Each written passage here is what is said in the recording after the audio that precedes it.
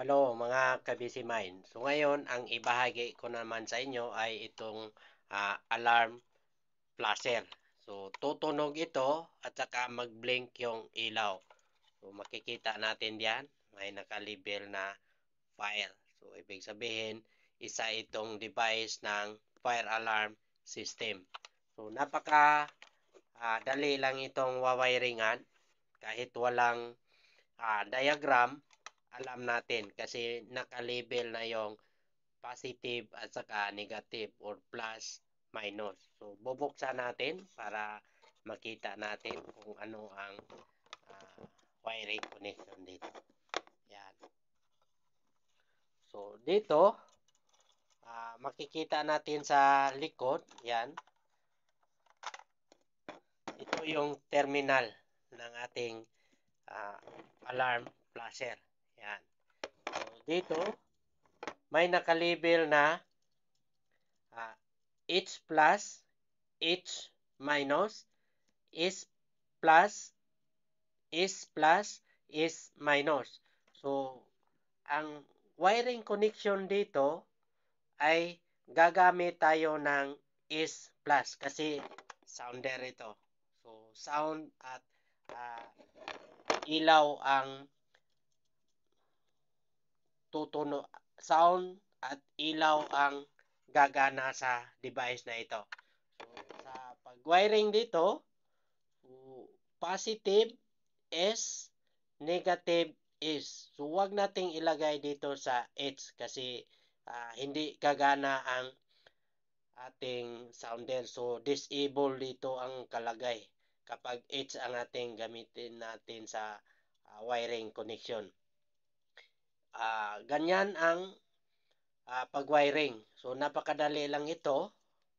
So, huwag tayong magkamali dito para hindi mag-trouble ang ating panel. So, nasubukan na natin yan na nagkamali tayo sa pag-wiring. Nagamit natin yung H plus at saka S plus. Ang panel ay hindi gumagana o itong device ay hindi gumagana. General fault ang ating panel. So, mahalagang alamin natin ang tamang wiring connection. So, dito may PCB board ito. Yan. So, may contact na yan sa likod. Yan. So, ang gagawin lang natin dito, yan, may terminal sa likod. Yan.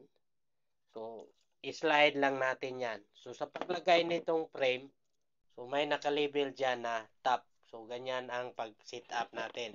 So, ang gagawin natin diyan, yung PCB na ito, ipasok natin sa butas na yan. Kasi yan ang contact. So, ganito lang ang paglagay niyan. Yan. Tapos, kapag napasok na yan, i-slide lang para mag-lock. Yan. So, may contact na yan galing sa base. So, at saka wiring natin. So, ganito gumagana ang alarm with flasher.